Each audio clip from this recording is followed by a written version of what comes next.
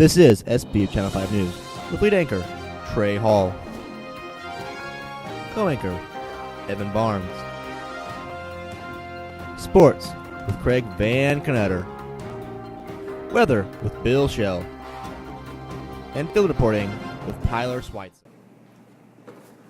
Thank you for choosing SBU Channel 5 News. I'm Trae Hall. And I'm Evan Barnes. Tonight's top story, persuasion, and how companies and corporations manipulate and lie to us to get us to buy their product.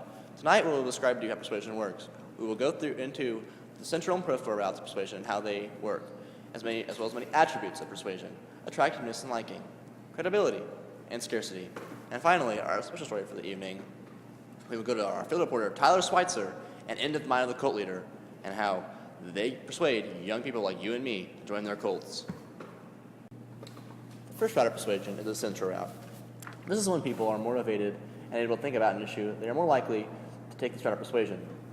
They focus more on the argument rather than the intangibles, such as how the speaker looks or how well they speak. If the arguments are strong and compelling, the person is more likely to be persuaded. Here's an example of the central route of persuasion. I'm Barack Obama, and I approve this message. Oh, beautiful for spacious skies, for amber waves of grain, for purple mountains' majesty, above the fruited plain. America, America, God shed his grace on thee, and crown thy good with pride. The second route of persuasion is the peripheral route. Sometimes the strength of the argument just isn't enough. Sometimes we just aren't motivated or able to think clearly. If we are distracted or uninvolved or just plain busy, we may not take the time to reflect on the message of the speaker. When following this route of persuasion, we focus more on the unimportant or physical cues, such as the speaker's attractiveness or how well they've kept our attention. Here's an example.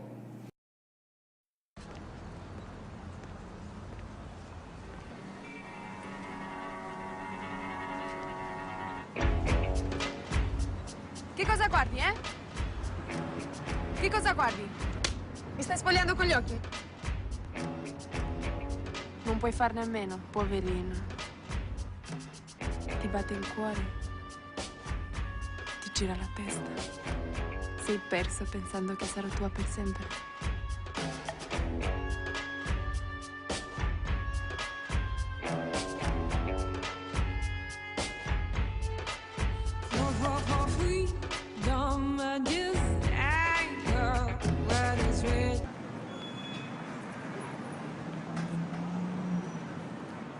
The Fiat 500 Abarth.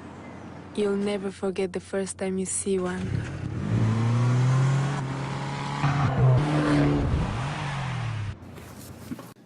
Oh, come on, that was a strike. Oh, hey. Welcome back. Now time for sports. The Cardinals won today, 5-4 over the Chicago Cubs at Wrigley Field in Chicago. In other sports news, it has been found that attractiveness and liking are very important persuasive tools used in sports media. This is anything that appeals to a select audience. A very appealing communicator can easily persuade individuals. We may not think that we're getting persuaded, but statistics and research tells us something different. We are more likely to respond to those that we like.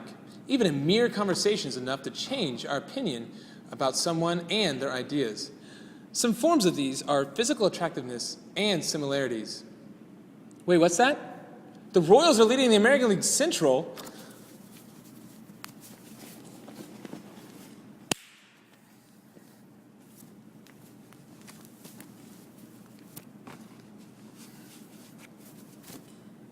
Back to you, Trae.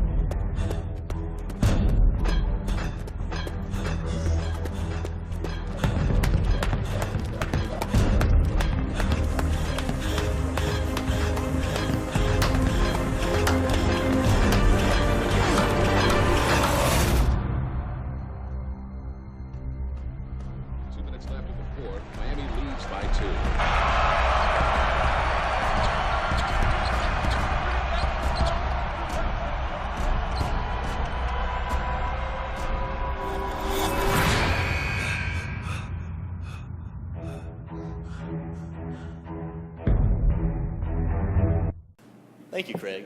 And now to weather with Bill Shell. Oh, now onto the weather. You better break out those winter coats because we're expecting blizzard-like conditions with temperatures well below zero in the morning. However, in the afternoon, we'll be mostly sunny, temperatures well over 110 degrees. I'd also like to pass along that there's a 127.62% chance of tornadoes in the evening hours.